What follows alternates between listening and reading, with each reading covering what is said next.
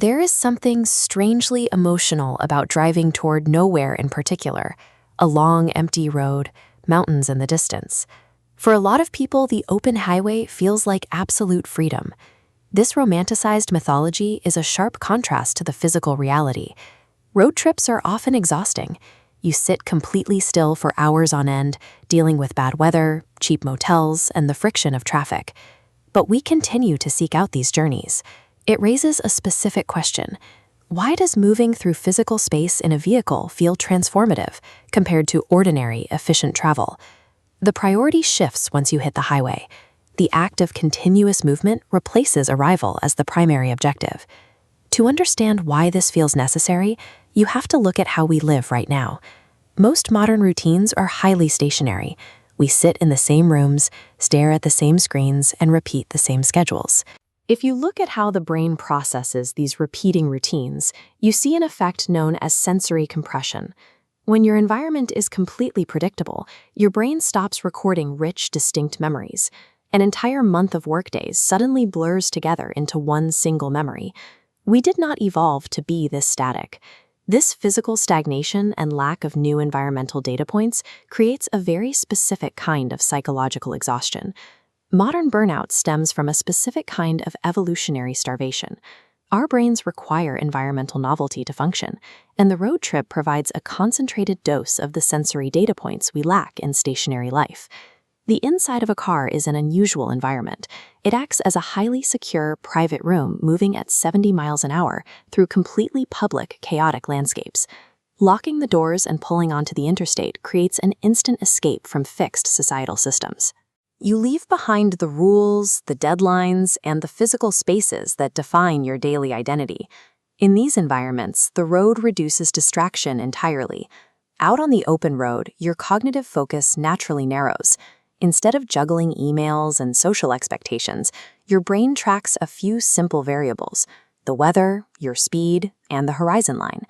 The vehicle strips away digital distractions and demands your physical engagement with the real world, creating a state of focused meditation.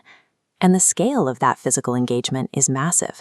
In a single afternoon, you can drive out of a dense, dark forest and emerge into a wide-open, sunlit desert. You don't get this from flying. Air travel is geographical compression. A flight instantly connects point A to point B, allowing you to skip entirely over the physical reality of the earth below. Driving preserves geography. The continuous shift in elevation, temperature, and lighting forces your brain out of its autopilot mode. Because the environment changes continuously, your nervous system remains highly active, processing and recording dense amounts of new sensory data. This is why road trips feel so long and vivid.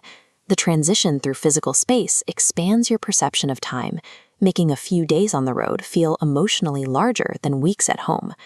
This biological response to movement became heavily embedded in American culture. As highway systems expanded in the mid-20th century, the car became the primary symbol of personal autonomy. Writers like Jack Kerouac and countless musicians turned the physical highway into a powerful cultural metaphor.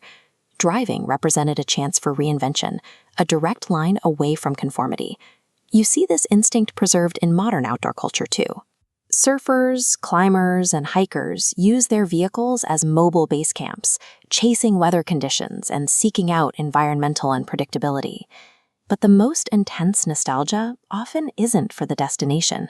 It's for the liminal spaces, gas stations, motels, and roadside diners that exist purely in the void between where you started and where you are going. Because you are completely removed from your routine, mundane actions feel hyper-vivid. Drinking black coffee at dawn or watching rain hit the window of a roadside stop suddenly feels deeply cinematic. Our deepest cultural nostalgia for the road stems from a very specific emotional state, the sensation of being completely untethered, anchored only briefly by neon signs in the dark. There is a unique sensation when you point a car toward a distant horizon and just drive, without a strict timeline dictating when to arrive. Much of modern life is built around passive consumption. Algorithms predict what you want to see, and software smooths out the friction of getting it. But the open road refuses to be predicted. The frictions you encounter, a sudden change in weather, a wrong turn, an unexpected detour, are exactly what make the experience valuable. They pull you out of passivity and force you to rely on your physical instincts again. Road trips act as a necessary disruption. They remind us how to actively discover the world rather than simply scrolling through it. Long before cars or highways existed, humans were endurance movers. Our ancient ancestors migrated across vast terrains, tracking weather and resources just to survive. The modern highway might be made of asphalt, but it serves that same biological imperative. It is the infrastructure we built to facilitate our oldest need, to see what exists beyond the next hill. So if you ever find yourself craving a long drive with nowhere specific to go, recognize what that feeling actually is. It is one of the oldest human instincts waking up inside you. We romanticize the road because continuous, forward movement remains our best proof that life still holds possibility. I'd love to hear about the most memorable road trip you've ever taken. Drop the story in the comments below. For more content like this, like and subscribe to our channel.